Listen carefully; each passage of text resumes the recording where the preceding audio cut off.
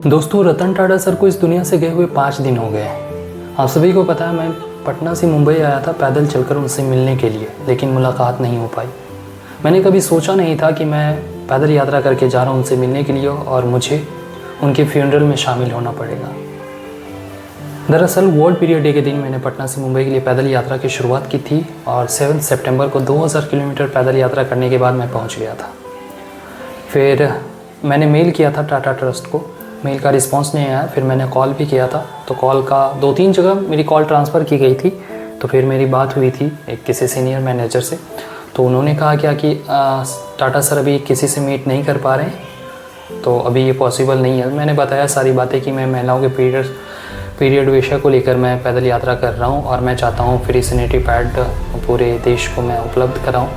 इसी सोच और संकल्प के साथ मैं मुंबई आया हूँ। तो उन्होंने कहा फ़िलहाल आप अभी वेट करो जब तक टाटा सर स्वस्थ नहीं हो जाते हैं। तब से मैं वेट ही कर रहा था उनका भी। फिर अचानक 9 अक्टूबर को रात में मैंने जो ये न्यूज़ देखा, मतलब मेरे लिए शॉकिंग था कि आप किसी ऐसे व्यक्ति के लिए आते हो मिलने के लिए, एक मुहिम लेकर, एक सपना लेकर कि उस व्यक्ति के मदद से आप कुछ अच्छा कर सकते हो, और सडनली वो आदमी इस दुनिया में ही ना रहे। उनसे मिलना ही एक बहुत बड़ा सपना था। तो मेरे लिए काफ़ी निराशाजनक था, क्योंकि मैं बहुत ही होप के साथ आया था कि विश्वास का नाम ही है टाटा। तो खैर वो तो अभी हो नहीं पाई। फिर मैं फ्यूनरल में गया था, फ्यूनरल में शामिल हुआ, बहुत सारे लोगों से मेरी मुलाकात हुई। तो एक चीज़ मुझे वहाँ पर समझने को मिला कि अगर जो लोग हम्बल होते हैं उनके आसपास भी उसी तरह के लोग भी होते हैं। टाटा सर के मतलब टीम में आप देखेंगे कि बड़े से बड़े और छोटे से छोटे जितने भी स्टाफ हैं, सबके अंदर एक हम्बल वाला नेचर आपको ज़रूर मिल जाएगा। वो चीज़ें मुझे वहाँ पर भी देखने को मिल रही थी। तो सबने कहा क्या कि आप टेंशन नहीं लो, टाटा सर नहीं हैं, फिर भी आपका काम हो जाएगा। आप भी 4-5 दिनों के बाद आप फिर से आना और जो ऑफिस से डायरेक्ट आप विजिट करना, और हम लोग भी आपकी हेल्प करेंगे ज़रूर। हम लोग भी वहाँ तक बातें आपको पहुँचाएँगे। तो यही चीज़ें थी। बाकी मैं सोनू सूद जी से भी मिला था, कोई हेल्प नहीं की उन्होंने।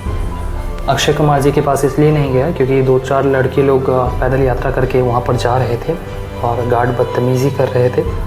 क्योंकि बहुत सारे लोग आते हैं फ़ोटोज़ और वीडियोज़ के लिए, किसी के साथ इन्फ्लुएंसर भी आते हैं। खैर उनका अपना एक अलग पर्पस होता है। मैं अपने लिए नहीं आया था, मैं अपनी मुहिम के लिए आया था। मैं जो समाज के लिए काम कर रहा हूँ महिलाओं के पीरियड विषय को लेकर, उसके लिए आया था। और अगर ये मुहिम सक्सेसफुल हो जाता है तो एक अचीवमेंट हो जाएगा, क्योंकि मैं चाह रहा हूँ कि टाटा ट्रस्ट के द्वारा और रिलायंस फाउंडेशन के द्वारा, क्योंकि ये दोनों एबल हैं, दोनों चाह लें तो फ्री सैनिटरी पैड इंडिया के अलग अलग राज्यों में ज़रूर उपलब्ध करा देंगे। क्योंकि बहुत सारी महिलाएं हैं जो ख़रीद नहीं पाती हैं, और मैं पटना के अलग अलग क्षेत्रों में ये मुहिम चला रहा हूँ और उनको निःशुल्क सैनिटरी पैड हर महीने प्रोवाइड करता हूँ। मेरे पास अलग अलग जगह से कॉल्स भी आ रहे थे, अलग अलग स्टेट से, इसलिए मैंने पटना से मुंबई के लिए पैदल यात्रा की शुरुआत की थी। खैर अभी मैं मुंबई में ही हूँ, अभी वेट कर रहा हूँ कि जैसे ही थोड़ा सिचुएशंस नॉर्मल होगा तो फिर से मैं टाटा सर के ऑफिस में जाऊँगा, वहाँ पर बातें करूँगा और अपनी मुहिम के बारे में मैं बताऊँगा। देखता हूँ कहाँ तक कितना हेल्प हो पाता है। फिर मैं जाऊँगा रिलायंस फाउंडेशन में, नीता अंबानी जी से भी मुलाकात करूँगा। कहीं ना कहीं से मैं कुछ ना कुछ तो कराऊँगा। उसके बाद फिर मैं दिल्ली जाऊँगा। दिल्ली में केंद्र सरकार को पीरियड लीव को लेकर मैं एक ज्ञापन भी दूँगा।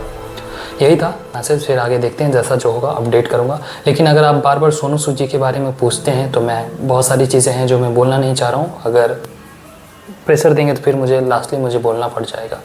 जय हिंद, जय भारत।